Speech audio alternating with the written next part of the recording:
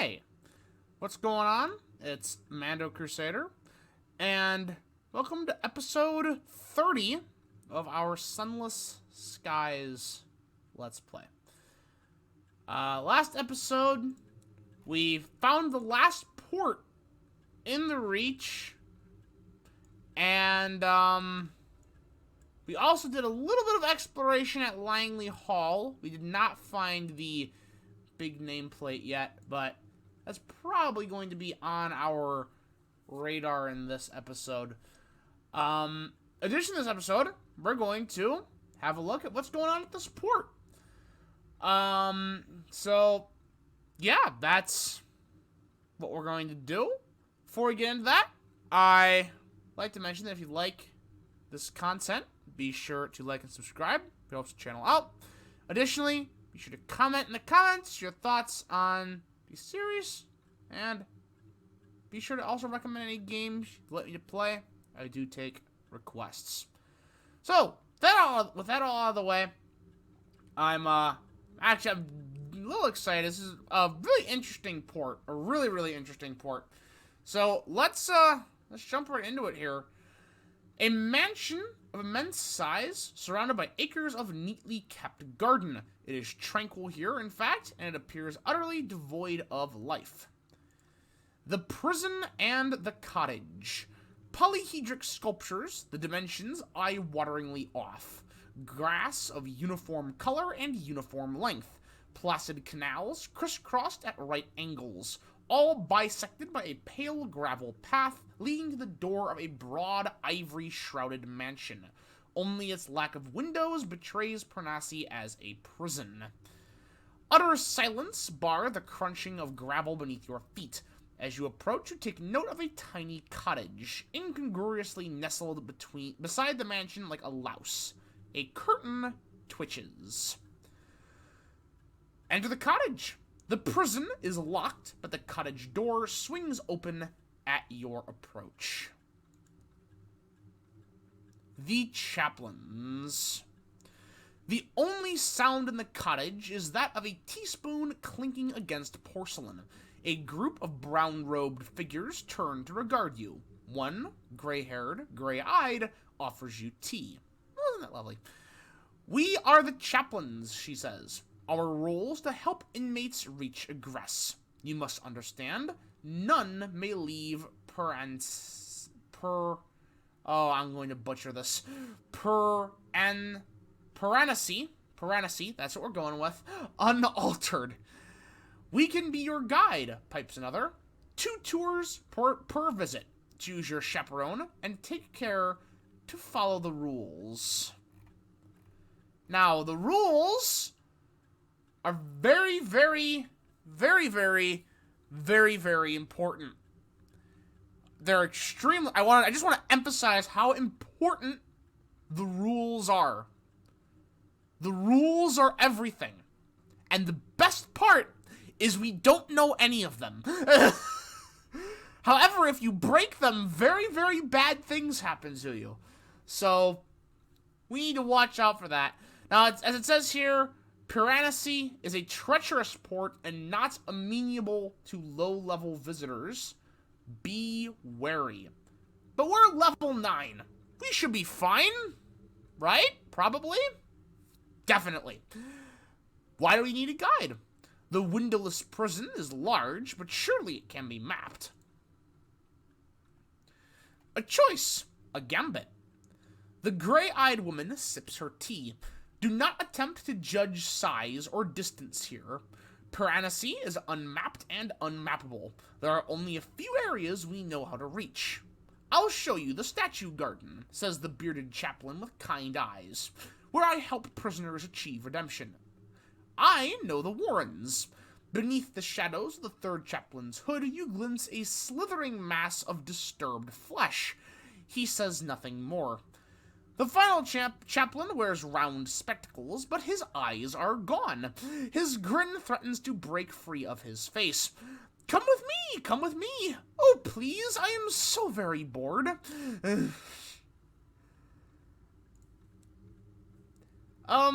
Let's choose the gallant reformer as our guide. He seems the most normal and non-eldritch.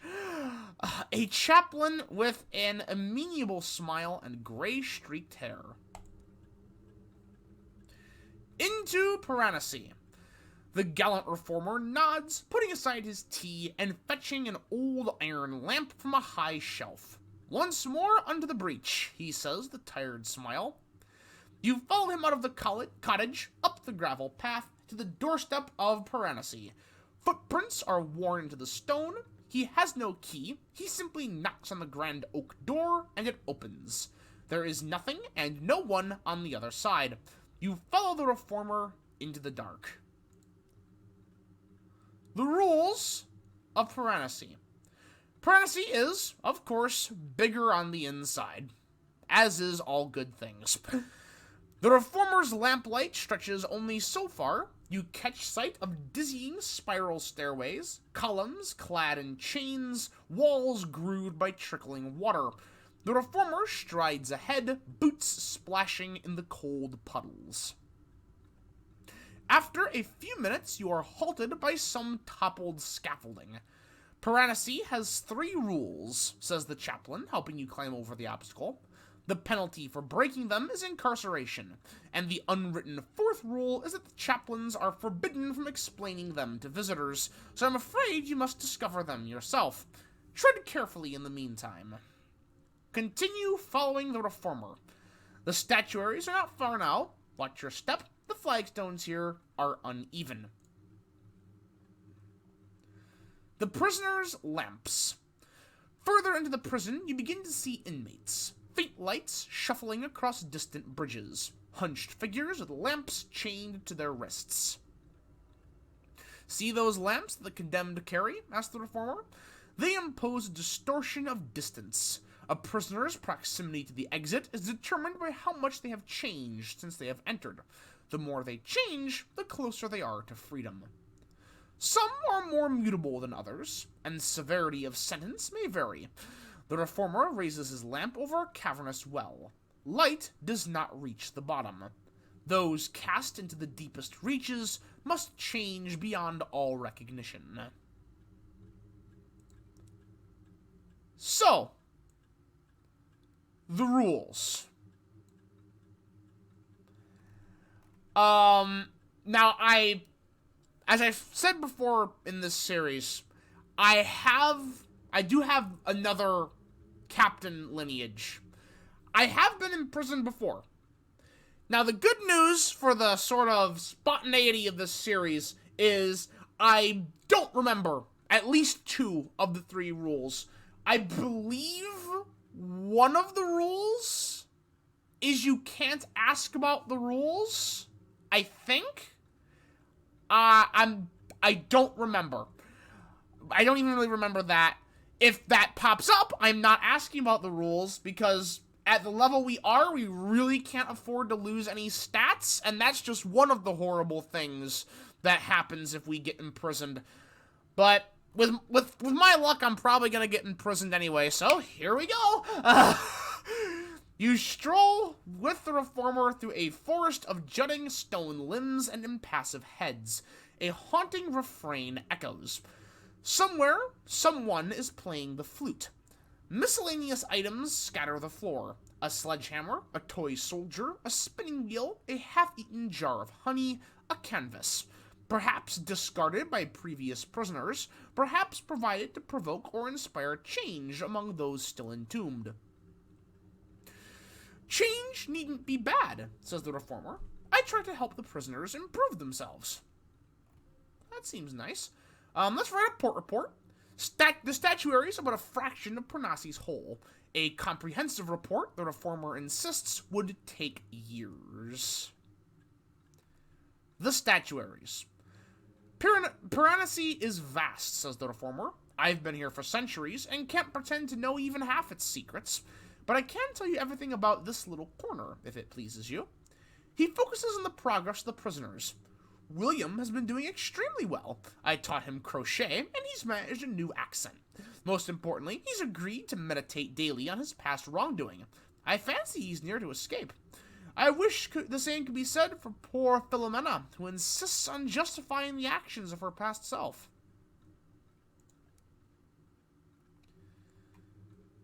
Let's see. Let's follow the sound of the flute.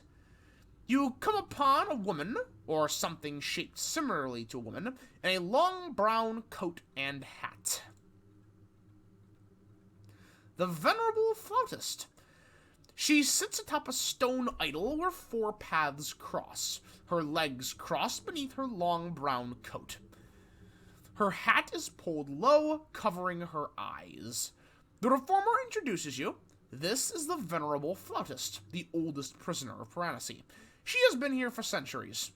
And how has she changed in that time? She pauses her tune. Well, she says cheerfully, so far I've managed to learn the flute.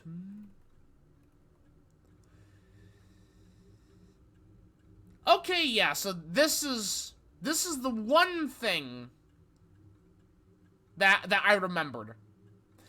This option here. Thankfully, we can't take it. And we can't do anything, actually, because we don't have any ministry-approved literature or sky stories. So let's return to the reformer. He is hanging back, watching. He seems unwilling to speak to the flautist himself. Shall we begin? The reformer rings a bronze bell. Prisoners gather like fireflies. Okay. What are we beginning? Dialogue with the unredeemed. The reformer moves between prisoners, fixing them one by one with an inescapable stare. For each, he has questions. What are your regrets?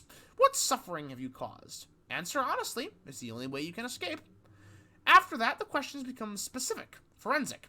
When the prisoner runs out of words, he quickly moves on and subjects another to his relentless interrogation. When he comes to the 5th prisoner, he steps back and nudges you. Your turn. A cautionary tale.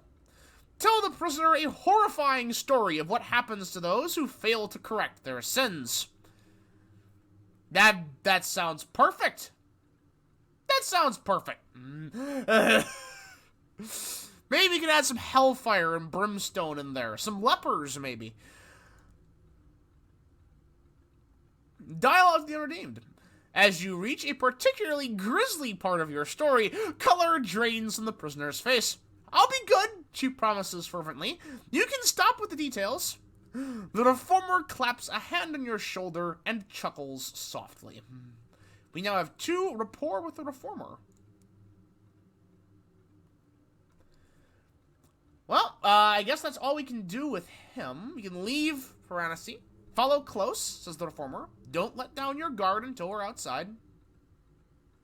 A secret passage. The reformer pauses beside an unlit candelabra and pulls it like a lever. A section of wall rumbles aside, revealing a staircase. A shortcut, he says.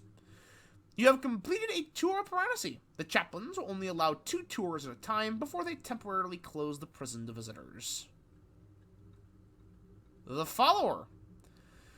The gallant reformer strides before you, coat flapping, up narrow stairs, over precarious bridges, beneath crumbling bartizans. The architecture seems to have changed since you last walked here, but it's as jumbled and oppressive as ever. You become gradually aware of cold breath in the back of your neck. Something is following you, its footfalls perfectly matching your own. Something is following us. In a hushed voice, you let the accompanying chaplain know that you've become prey. Look back. You must know. Continue walking stiff-necked. Don't look back. I've seen enough horror movies in my time. You never look back. Never look behind you. Especially now. You don't want to look behind you now. And I'm talking to you. Don't look behind you. It hates being watched. Don't continue walking stiff-necked. The follower. You force yourself not to look back. After a few moments, you no longer feel breath in your neck. From the corner of your eye, you catch a shadow flitting between patches of darkness. The thing behind you is gone. As we gain 5 terror. Right. So, we may as well...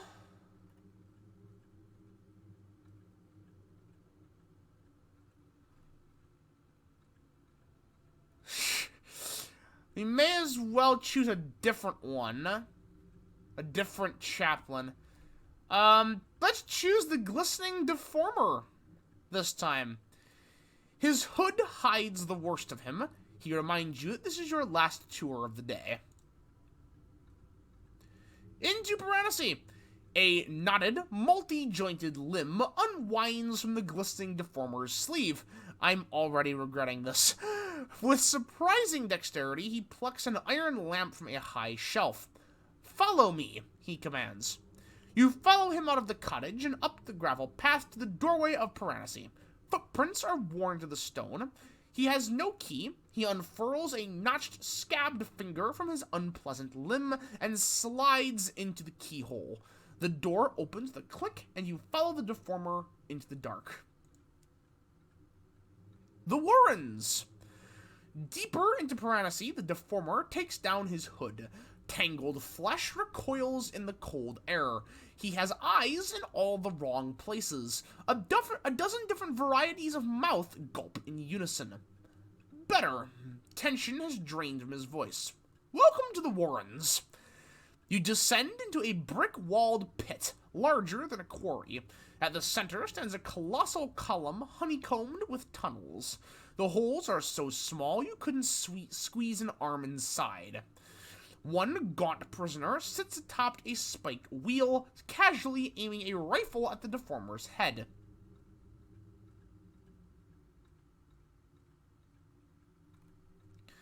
Well, let's see.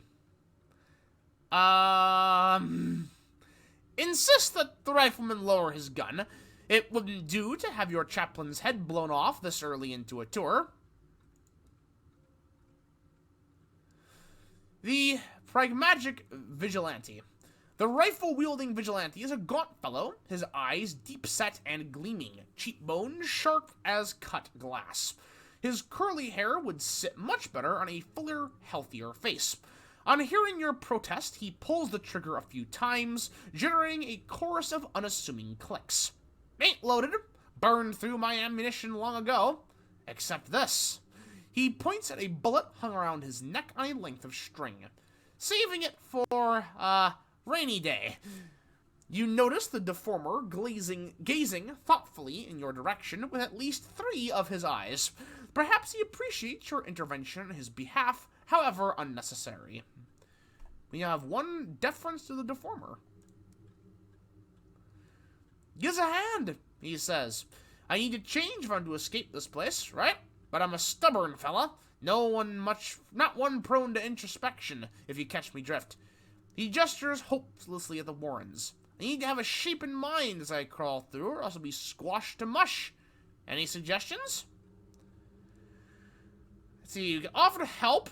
You can bring moments of inspiration to help the vigilante think of his new form. You won't help him alter himself. He shouldn't take the deformer's words to heart. Encourage him to find another way to change. Changing his shape might not prove enough for Piranesi. Encourage him to find another way to change. Change the heart, perhaps.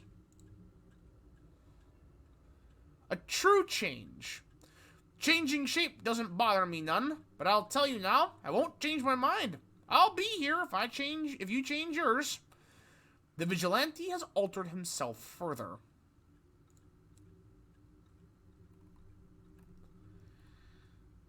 Let's see, we could try to convince the vigilante to abandon his physical transformation.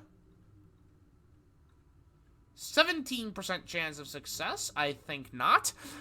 Let's follow the deformer. The deformer has stumped off to address a cluster of prisoners clinging to the central column. Dialogues with the unaltered. Haggard prisoners cluster on ledges like gargoyles, clinging by fingertips and tailbones. Most still look human. The Warrens are your salvation, says the deformer. Become glorious, like me. Majesty and monstrosity, beauty and abomination. One shivering wretch hops down. A volunteer, asks the deformer in delight, nudging him towards a tunnel far narrower than he is. But on seeing the tunnel, the would-be volunteer changes his mind and backs away.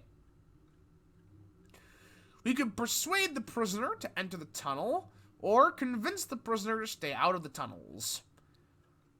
Let's persuade the prisoner. The deformer looms over the poor fellow. How do you expect to escape here without the will to transform? We succeed! The 38% chance. Alteration. Excuse me, something caught my throat. You offer reassurance and hope, far more soothing than the deformer's sharp questions. Your words of encouragement take a moment to sink in. Finally, the prisoner nods, braces himself, and kneels down. He begins to work himself gradually into the tunnel, with a series of agonizing pops and cracks. Some of the deformer's mouths smile in your direction. Well spoken. Following the volunteer's example, a few of the surrounding prisoners clamber down and search for an unoccupied tunnel of their own. We've gained 2 deference to the deformer, and we've gained 1 tale of terror.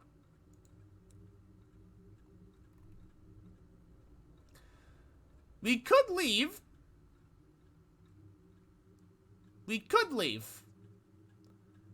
However, I hate this little status here. Unlock this by not having any of the first rule of Piranesi. And the 17% chance...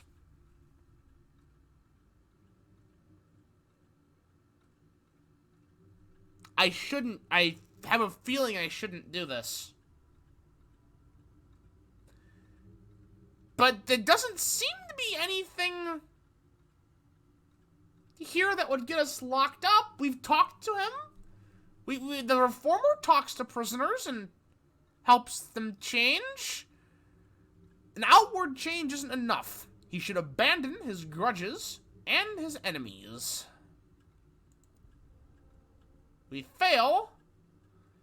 A true change. A change of shape is not enough. Not for a man who doesn't care about his physical form.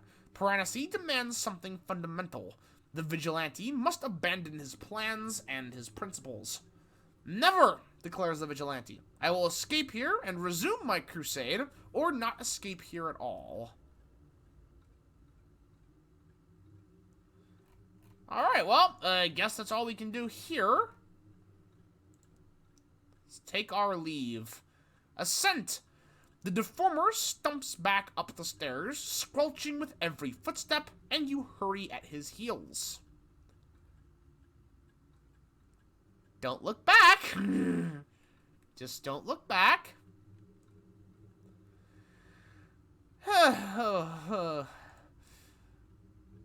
Well, I suppose we should leave the cottage. Turn and leave. A chance encounter. As you leave, you come across the glistening deformer in the cottage's herb garden. He's still wearing his hooded robes, but he's stuffed gardening gloves over the sleeves, and is engaged in a furiously futile attempt to stamp his shovel into the stony soil. We're currently indisposed, he grunts, noticing you for the first time. We'll be open to visitors again in 2 weeks. As you turn to leave, he finally manages to embed his spade into the ground and levers up something tendrilled and twitching from the soil. Well, that's great. Okay. So we can... oh, right, I forgot. There's no supplies here. Okay. So that's actually taken up most of our time for this episode. I think what we're going to do is we're going to head to Pan and then call it an episode. So, I will see you there. Hopefully we have enough supplies to make the journey. It's not too far, thankfully. But Hopefully we don't get too many negative events. So I'll see you at Pan. Hopefully.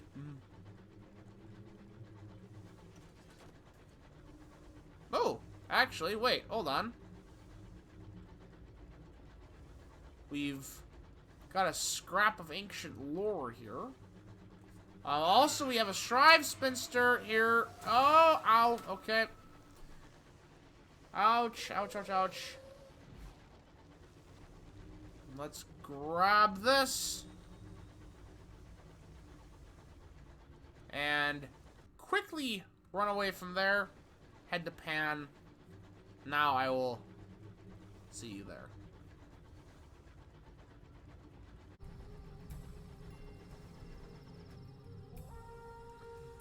Cracked glass. Huh?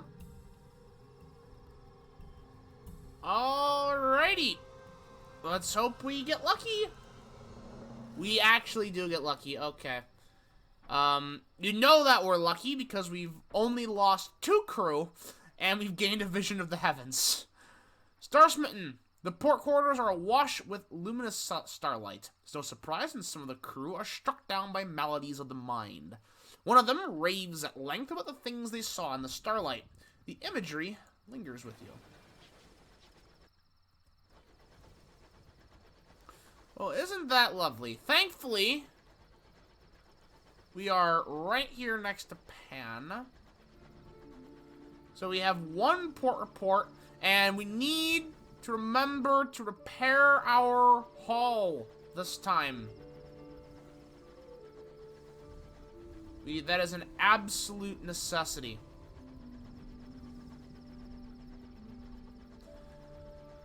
So, we should have some Eleutherium mysteries to assist with that. Also, hopefully our terror goes down a little bit. Nailed it. Alright.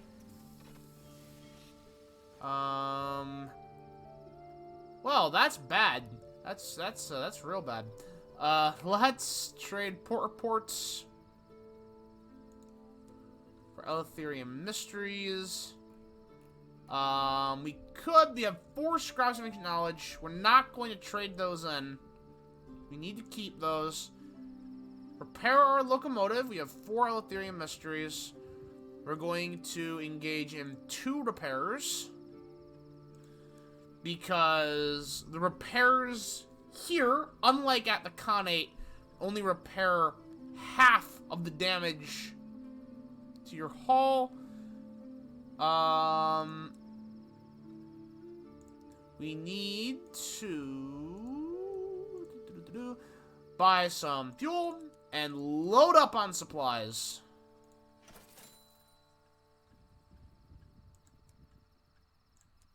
Load up on supplies. You know what? We're just getting a full 10 of supplies. Because tomorrow, well, not tomorrow, in the next episode, which will happen in a few days from now, we are heading to Langley Hall. And we're going to engage in some exploration. And for that, we're going to need supplies. But like I said, that is going to be in the next episode because we are out of time for this one. So thank you all for watching. I hope you enjoyed. If you did, remember to like and subscribe. It really helps the channel out. And also, be sure to comment your opinions on the series in the comments. Thank you all so much for watching, and have a good one.